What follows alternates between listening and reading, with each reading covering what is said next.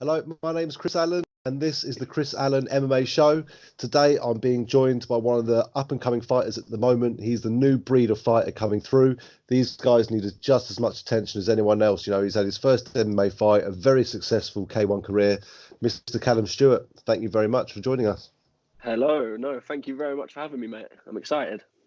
No, mate, I dare say I appreciate you coming on, even though we've had about 1,200 technical difficulties trying to jump on at the moment. But the problem is that everyone's sitting on their, I know I said it in my other ones, but everyone's sitting on their Wi-Fi at the moment because they've got nothing else to do. So you I know, can't, mate. nothing's working. It's ridiculous. Everyone's just sitting indoors on the Wi-Fi, Xboxes, games, movies. I've never seen so many adults online in my life in this last couple of weeks. I really haven't. I know, you turn the Xbox on and everyone's there. It's like, fine, this is what we're doing for the next 3 weeks, or hopefully it's only 3 weeks. So what have you been up to then? What have you been up to? Because obviously you've been on you've obviously been on a bit of a tear. You know, you've had a great K1 career. You've got on to MMA now, had your debut win. You know, obviously I know you were eager to get in there again, but obviously unfortunate injury, we couldn't get you in there in February. But apart from that, you know, how you dealing with this all? Like, what is your day-to-day routine at the moment? Well, to be honest, obviously after my my MMA fight, I broke my thumb. So I was out for a while after that, and then as soon as you got time, like I was ready to get back training, the coronavirus hit. Everyone was then staying inside. The gyms were getting closed. So I've been doing a couple of miles every day or every other day as much as I can. I've got some weights and stuff downstairs, and I've got a punching bag. That's all I really need. Luckily enough, my coach Mark Hobbs, obviously Team KFA, he's got the Ultimate MMA base. And it's like an online learning platform for MMA. So I've been going through that like no tomorrow. That's it, mate. Just practicing and, you know, just follow. I've seen a lot of Mark's videos going up at the moment. You know, from the technical stuff to trying to open your hands like this, like for like what was it? Mate, I was dying after 30 seconds. I'm not gonna lie. Do you know what I mean? Was it literally like you put your arms out and you got to straighten your fingers, then close? Yeah. Obviously, I tried to do it for a minute, and I was in agony, mate. My forearm started burning up. It's horrible. It's all about your grip strength and stuff for jiu-jitsu and the gi. Yeah, mate, it's mental though, isn't it? These small little movements, you know, and it just shows how much of a technical person Mark is. You know, he knows these little tricks and secrets. It doesn't matter how tough you are, how fit you are. There's always something. Yeah. Trust me. Yeah. He's very, very, very technical. Well, I'll tell you what, before we go right into all your current life, what you're doing at the moment and stuff like that, let's go back to why you started doing all this stuff. Because obviously there's a lot of people, you're 20 years old, there's a lot of people your age, if not younger, getting into the sport now. Okay, like 15, 16, 17. Like, what initially made you want to get into the sport? Because you're going to see quite a few people looking up to you now. Yeah, well, I mean, obviously I used to play a lot of football. Every kid does. Every kid wants to be a footballer. Every young boy wants to be a race car driver, a footballer, something like that. But I just found there's not as much excitement until you come into fighting. I started doing it for fitness, and then just Mark started training more, and we spoke about it, having our first fight, and then it just sort of just spiraled from there. And now I'm in love with it. I can't go a day without it. So what initially, how were you introduced to KFA as such, the Kinetic Fight Academy gym? Yeah, so my auntie and uncle both train there. Again, just for fitness. They're not fighters, nothing like that. And they were like, come along, you know, help you with your training for football. You can keep fit, etc. Meet some new people. Went along and haven't stopped since. Here you are. You know what I mean? And how lucky do you feel? You know, you've got some people have to jump from gym to gym to find out, you know, the best one for them, you know, and how lucky do you feel you've managed to step into the perfect gym for you from day one? Oh, yeah. I'm so lucky to have the people around me that I do. Mark's a great coach. You know, Tom's a great coach. Jimmy as well. I had Tom and Jimmy in my corner for my last fight. I couldn't wish for a better corner of advice. It's like one little family. No, mate, that's what I said. I spent a lot of time down there myself with you guys, and yeah, mate, it's always very welcoming down there. You know, a good bunch of guys. I'm yet to see an ego in there, to be fair. Yeah, you know? I would. If they do, they get kicked out, mate. It's not fun if you come down there with an ego. I know, mate. I know what Mark's like straight away. I'll just put you in the cage of Tom and say, "Hey, I'll just have a little sparring session with him then if you think you're good," you know? Yeah. No one likes that. No one likes that.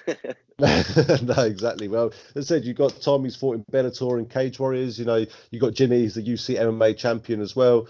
You've got a lot of killers down there, you know, mate. And just said, what a great bunch of people to be around at the moment, which is fantastic. So, 100%.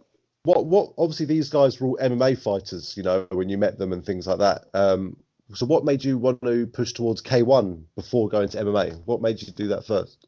I used to find training in the gi really uncomfortable. Yeah. I never used to enjoy training in my gi. I just used to love striking. I used to love striking. Just and that I still do. I still prefer to strike. But as I've matured, I think as a person and as an adult, Yeah. I've come to understand jiu-jitsu a bit more and the technical aspects of it. And yeah, I fall in love with that as well. Yeah, that's it. That I say, yeah, because with your K1 career, you know, you're undefeated. I'm correct in saying, aren't you, in your K1 career? Yes. Yeah, I believe it's 3 wins, 1 draw. And how many of those did you? 4 and 1 draw. And how many of those were stopped by leg kicks? I think it might be 2, to be fair. Yeah, I think it is, mate, to be fair. I know it is. If anyone hasn't seen any Callum's videos, go and check them out because you don't. It's like the new Jose Aldo, Edson Barboza sort of leg kicking machine here, man. I'm surprised we haven't seen videos of you kicking steel poles like those guys in Thailand, man. My shins aren't that sore. I can't walk for about 2 days after a fight, mate. I just tough it out for those like 15 minutes. Well, you did obviously. I know you had. I remember a tough fight you had one time was a 3-rounder, wasn't it? And yes. I'll tell you what, and you've openly admitted before, you know, you could have trained harder for that. You could have been better prepared for that sort of thing. But is a fight like that important to someone at your age to understand, like, right, I know I can go 3 rounds. I know I can hang in there with the best people. You know, what mentality did that give you having that so early on? Well, I went into that fight really aggressive. I obviously, having been my first fight, I was like, I'm just going to amp myself up as much as I can before I walk out there. Came out there aggressive. I was fairly sloppy with my technique. I just hammered in leg kicks. You know, he was 6'6". I was just throwing bombs over the top, hammering the leg kicks. And to the end of the second round, I gassed out. I feel like I had the first round. Second round was even, and then the third round, you know, my cardio, I didn't train hard enough cardio wise. So I've learned from my mistakes, and I mean, I'm running every day now. So how did that finish? Was that a draw in the end, that one? Yeah, that was the draw. So my first ever fight was a draw, but it was a great fight. That's probably my most enjoyable fight. Can you believe that? Some people don't see a draw their whole career. You see it in your first fight. Typical, yeah, I know. It's crazy. But I mean, it was a really good experience, and I think the draw was the right decision. You always get people on your side, like your friends going, "Oh, you won that." And I'm like, "Well, I didn't. I didn't win it. It was a draw. It was a good decision." Exactly, and I think you both deserved the draw at the end of that. You know, you both came out swinging. It was aggressive. He took your leg kicks, which is what I was surprised about to start off with. Do you know what I mean? I was watching the videos the other day, and I caught him straight away in the first round with a leg kick, and he did a whole 360 and came back around. I was like, how he ate so many of them? It's impressive. Yeah, but again, he's probably like yourself. He hides it away and then gets home and can't bloody walk for the next week. I saw him at the end of the fight. I offered to buy him a beer, and we're both hobbling around like that. That's it, mate. You know, leg kicks are serious. Like, even when you're throwing them, even when you land them, it's still sore. You know, you're still kicking bone to bone almost, you know? Yeah. Your shins do bruise up. You get used to it, but yeah, they still bruise. That's it, mate. Shins of steel, mate. I'm telling you, I've already told you that's your nickname when you make one. You know what I mean? So... But so obviously you went from the K1 career. After that you progressed well. You were successful, lots of first round finishes as well, which is always good to build your confidence. So you really saw what you improved on from that first fight. You know, going into those next few. So what then made you want to start elbowing people in the face on the ground and things like that then, opposed to standing up with them? It's the excitement. It's just another challenge, isn't it? It's all about testing yourself and being the best fighter you can be. At the end of the day, I love martial arts as well as I do fighting. Do you know what I mean? It's learning everything, learning all the tricks of the trade. And jiu-jitsu is really peaceful. It's really calm. And it's really good, like mentally and stuff. So it's just a different game, isn't it? See if we can take over the MMA world. That's it. Well, obviously that's part of the game, but every fight starts in defeat, as they say. So you've got your stand up there immediately. You need to start chopping people down, and which Yeah, is going to make it easier for you on the ground because they're obviously not going to have the strength to push off and things like that. So you've done it in a good way as such. So did yeah. you said I know you weren't a fan of wearing the gi that much, as you were saying earlier. So did you find doing the no gi grappling was something you were definitely interested in, you preferred? Yeah, I've always liked nogi. I've always loved nogi. It's more like a wrestling style sometimes when you're rolling with someone. If you start from the feet, that is. And obviously, someone I said you were newly into it. Were you quite surprised how technical jiu-jitsu actually is? Because I know when I think I did one lesson, I think with Mark or something, right? And I was like, Yeah, I thought I knew a bit about jiu-jitsu just from watching it, listening to commentators and talking to yeah, fighters. But there's a lot to it, isn't there? yeah, mate. I still remember my first lesson. I think I came away with not even a whole technique. Not even a whole technique. I came like because from what you remember to what you actually learn, you probably take away 20% of it, and then you keep building, building, building until you get the whole thing. That's it. And I've seen Mark on the floor as well. He's multiple black belt, isn't he? And Yeah, and all those people up. I'd said it is quite a jiu-jitsu style gym though. It's strong in all aspects, but the jiu-jitsu there, you hear a lot of people talk about it around about KFA. They go, oh, those I want to go down there and train grappling and jiu-jitsu and stuff for those guys. That must be nice yeah. knowing you're with that sort of level. 100%, 100%. I think I probably couldn't have come for a better gym for jiu-jitsu. I think striking as well. I think we've got some of the best strikers. Tom was a boxing champion, a Queensbury boxing champion before he moved Yep. into MMA. I started off as a K1. You've got Ben Bailey, who made his debut on the last Fusion. He made his boxing debut. I mean, Ryan Els fought K1, Elliot's fought K1. We're really, really good with our hands as well. Yeah, mate, it's great, and it's great to see you all like grow up throughout the sport, and you've still got plenty of time to be doing it as well. And you've got Yeah, Jimmy as well. He's got a fantastic ground game, wrestling base as well, which he displays a lot in his yes. fights. Yeah, sparring with him's brutal. You never get him off your legs, mate. Never. He's always trying to take you down.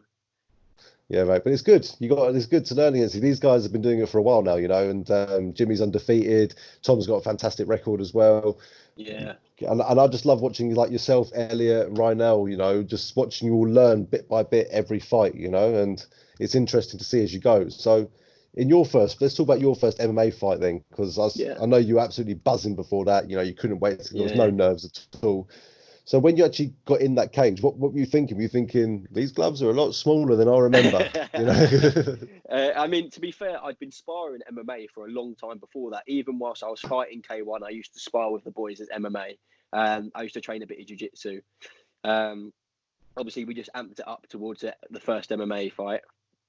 But yeah, mate, it was different. That I think I caught one right hand over the top of his head, which broke my thumb. And I was thinking when it happened, I was like, I know my hands hurt.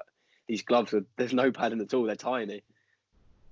Do you find then you have to throw like technique wise? Then you need to throw your punches differently because you haven't got all that protection on the thumbs and hands. You finding you have to be a bit more accurate. I say accurate, but a bit more pinpoint than K1. Let's say. Yeah, I think you're right. I mean, I caught him here, obviously the harder bit of his head. Normally, if I was throwing that in the boxing glove, it's a clean shot. It would land fine. I caught him with it. It cut him open, but my hand was in agony. I think I just caught it wrong as he came in. But I mean, it still cut him, so I take that as a win. You don't do it easy, do you? You break your hand in the first fight. You're taking on a guy who's a lot taller than you as well. So what were you think? When you had the injury in your hand, what were you thinking? Were you thinking, Joe, I've got to crack on. I can't be stopping now. I've got to continue. Yeah, I mean, I kept up like running. I kept my cardio up. I let loose a bit with the diet. I'll be honest with that. I let loose a bit with the diet. But yeah, it's just a shame, really. I was really hoping to get back in there at the end of February as well, and then May, etc. Move on, just keep going. But the coronavirus injuries, it happens. But again, like we said, I'm still only 20 years old, so we've got plenty of time to keep moving. That's it, mate. And as I said, you're doing the right things. It's just keep that. I can see you've been working out in the gym a bit because your last opponents have been quite tall, haven't they? So I can see Yeah, because you're trying to I've been trying to pack it chunk on a up, bit. mate. I've been trying to chunk up. No, that's it, mate. Again, as I said, you're still young, mate. Do it. You've got to get to your natural weight because you're only going to keep getting heavier. You haven't hit your weight yet. You're still growing, as they say. Yeah, I mean, to be honest, I normally walk around about 78 kg. I've been hitting the weights quite hard over the past couple of weeks, and I haven't put on much weight. I put on a lot of size, but not much weight really. Okay. So I think 70 around that still might be the one I've got to cut to. I'm at that awkward stage in the middle of lightweight and welterweight. Yeah. So getting to lightweight is a struggle, and welterweight, like you saw, I'm fighting people that are like 6'3", and it's difficult, but I love a challenge, so that's fine. It's all right, mate. The taller they are, the harder they fall when you chop them down, like you love doing. Yeah, exactly. The longer the legs are, that's fine by me. Yeah. But what I liked about your first MMA fight is that you got to explore again, like your first K1 fight. You got to explore a few elements of the game. So obviously you landed shots. He landed some ground and pound on you as well at some time, and he took you down. So you're in the bottom position, and then you managed to reverse it. You know, is it just another godsend that you've got to have this experience in your first fight again, like you had in K1? You know, you've got to see what it's like. It's a tough time, as opposed to going in there and knocking him out in 11 seconds. Yeah, I mean, when he took me down, as soon as he took me down, I knew I was going to go for that arm, because I was against the cage as well. So I hooked my leg over, got the arm, turned it, and on it, I was wrenching on his arm so hard. I was yanking on it. I could hear Jimmy in my corner screaming, "Pull his arm, rip his arm." And he didn't tap. He was just so tough, so tough. He was hooking his foot over my face, which I'm not sure you're allowed to do whilst you're on the ground, but it happened. I was going to come to that. Yeah. He was almost kicking you in the face, wasn't it? I'm not saying it was intentional, because obviously he's just trying to get out of position, but I thought the ref may have said something, you know. Obviously you're getting those, he was hitting you in the head with his feet on the ground, you know. Yeah. And I think you let go of it. I think you had to let go of the arm at one point because of it. Yeah, but I mean, it's a fight. I don't blame him. You've got to do what you've got to do. It's what it is. It's a fight at the end of the day. The best man wins. You've got to, if that's how he wants to play, that's how he wants to play it. You surprised it didn't tap? Because from where I was sitting, mate, it looked pretty bent in all sorts of directions.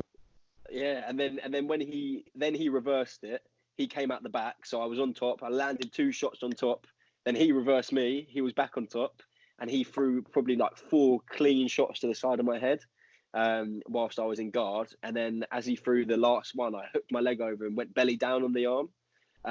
Again, didn't tap. Managed to squeeze out, but I saw for the rest of the fight he didn't throw that left arm, so I knew it hurt him. But yeah, it's a shame I didn't get the tap. It would have been cool to get a submission win in my first MMA fight. But technically, you can say, I know that it went down as a TKO because he couldn't come out of his corner because his legs would chew to pieces. You know what I mean? Yeah, but technically, he submitted coming out the corner. That's the way I look at it, anyway. Still not my jiu-jitsu though. We'll get one. I'll get a finish. I'll get a submission finish. That's it. Yeah, said you got to just do what you got to do. You know, you got to fight the way the other fighting style is. You got to fight to your strengths as well, mate. And I know you're comfortable everywhere, as I've seen you in the gym.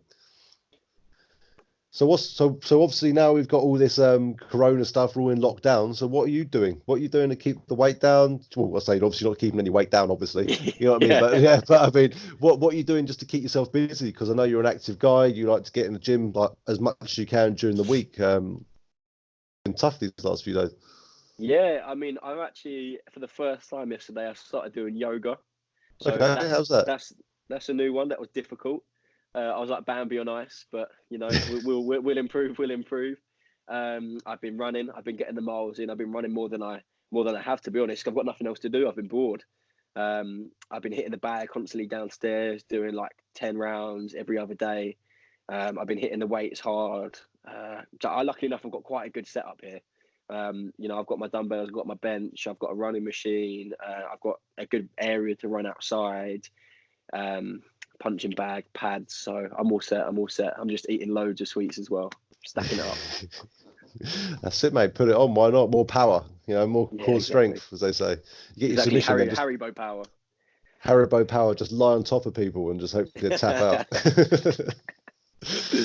That's the way, basically. So I'm guessing are you fully healed now, or are you still injured from your hand? No, hand's perfect. Hands are good.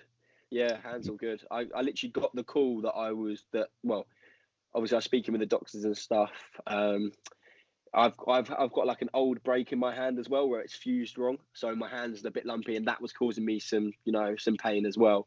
But then a couple of weeks later, like 5-6 weeks later, it just felt fine. I started hitting the bag lightly. It was feeling all good. So I think it's all good. Touch wood. Until you start swinging again with those blooming haymakers, mate. Yeah, until I put the MMA gloves back on and it'll break again. No, I'm sure it'll be fine, mate. Good things. This is probably a good time for us. If it was never a good time for a lockdown, but if it was going to happen, at least it's happening now. So you can really just concentrate on full recovery and just sharpening up on your skills, with Mark's online training sessions and things like that. Yeah, mate, that Ultimate MMA base is a godsend. Again, I'm lucky I've got the team around me, like KFA.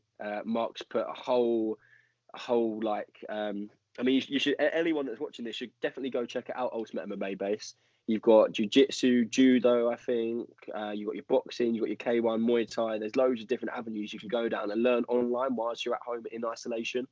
Because this is going to probably carry on till June, they say. I mean, you come out of isolation a ninja. What better?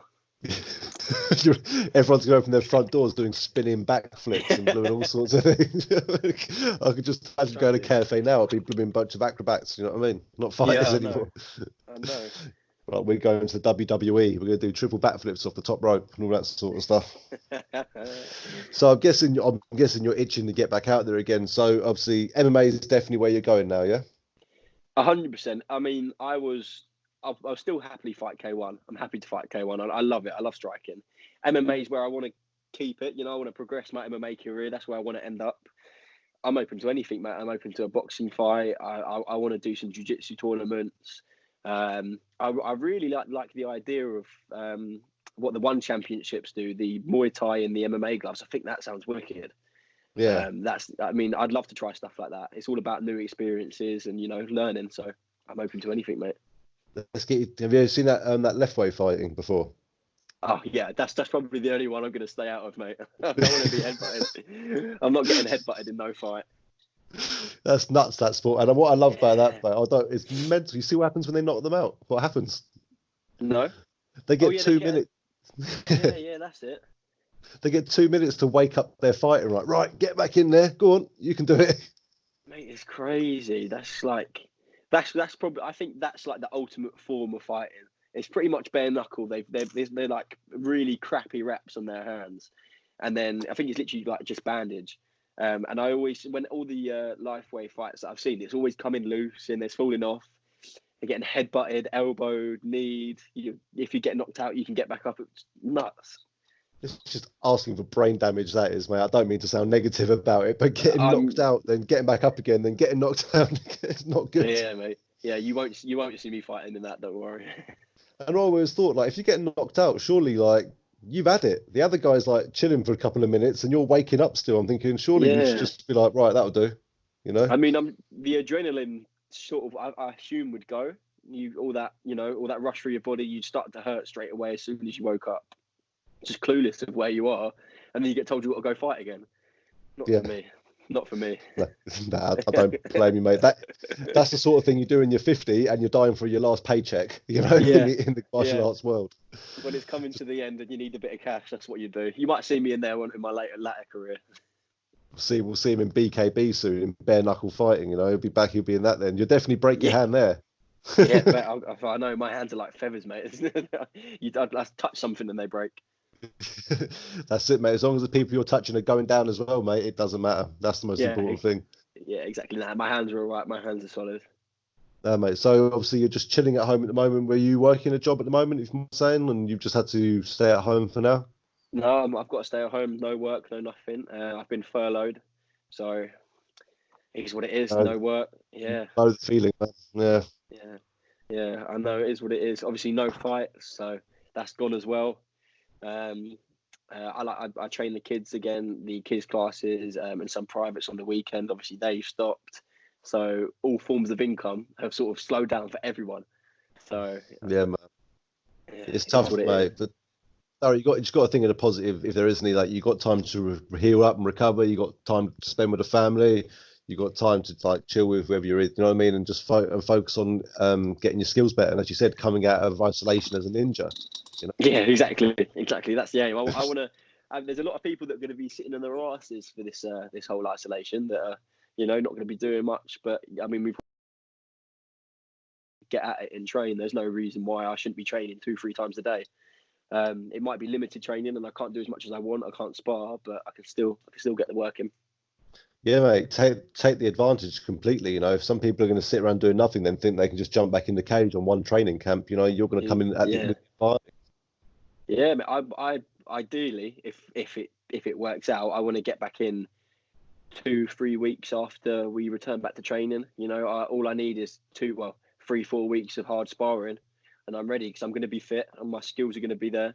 So there's no reason why I can't jump back in a month later.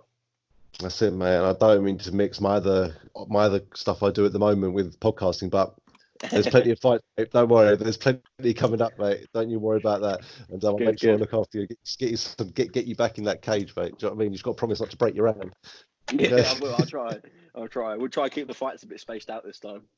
When you're fighting, just throw elbows and knees. That's it. Just if I'm wrong, because I've watched over the years recently, especially at Fusion, I've seen amateur fighters not being able to do ground and pound to the head on the floor. Okay. Yeah. And now I'm seeing it all the time. Like, can you just quickly explain the amateur rules compared to the pro rules of MMA as it stands? Because I've seen it 2 times. Yeah. So with the because it used to be called semi-pro, didn't it? And then because obviously you don't wear shin guards, and the only difference is you've got the semi-pro gloves, which are a tiny bit more rounded, and they've got a thumb guard. And that is literally it. That is, I think, that and elbows. You can't throw elbows now as an amateur. Because they never used to let you. I remember you get ground and pound, and you couldn't hit in the head. And I'm thinking, why not? You know what I mean? That's the point.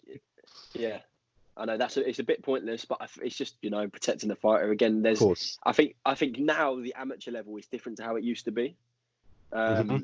This amateur level, like the guys in our divisions could easily be fighting pro.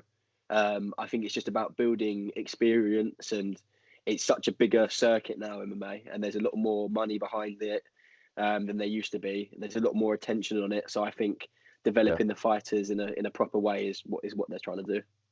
And a lot of people like yourself coming from a previous discipline as well, you know, because the problem is some people think I can do that MMA, or as they say, I can UFC, which really winds me up. You know what I mean? Yeah. And then always do you train UFC? That's the best one. Yeah, do you train UFC? Oh, you in that Conor McGregor thing? Yeah.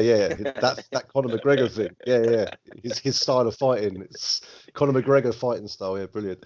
But no, as I said, some people literally would just come into it. I think, I can do that. Do 2 or 3 weeks training and then end up getting really hurt. Because I know they stopped. Was it certain submissions like knee locks and stuff like that in amateur as well? Knee bars and stuff. Yeah, I think it is knee bars and no cranks. So if you've got the neck and you're applying the guillotine, it has to be a choke. It can't be a crank.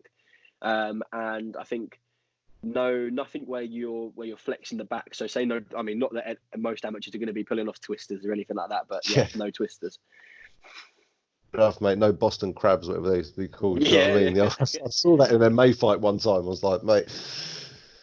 Yeah, mate, that's it, mate. Well, again, mate, Callum, I just want to quickly let you know, like, I appreciate you coming on and taking time. It's not as if we don't have enough of it, I keep saying, but you know what I mean. Mate, and all I want to do, mate. Yeah, mate, I know you do, mate. I know you're always buzzing to have a talk and always in person and training and after your fights. You know what I mean? Like, you come and see me after your fights. You know, I feel honoured that you come say hello and everything like that, mate. And yeah, mate, we'll continue moving forward, mate. So before I let you go, if you haven't already, just give a shout out to anyone who's helped you get to where you are, anything like that, mate. Anyone you want to give a mention? It's my whole team, really. Everyone. I mean, if I was to name them all, we'd probably be here for another 20 minutes. But my whole team, they know who they are. Team KFA, my family, my girlfriend, everyone. I think there's a lot of people behind me supporting me at the moment, helping me get to where I want to be. It's just a matter of time. And we'll be there. That's it, mate. I said it'd be interesting to see where you are in 5 years' time from now, mate. Even a year's time from now. Hopefully, we're not still in isolation. Yeah, imagine it. God, mate, don't. Bloody hell, we'll have to start meeting up in fields and taking temperatures beforehand, just getting people to fight there with no one around. Proper backyard brawls. That'll be fun. Why not? Yeah, let's do it. Anyway, mate. Again, thank you very much for your time, Callum, and I know we'll be in touch soon, mate. 100%. Lovely to see you again. You too, man. See you later, brother.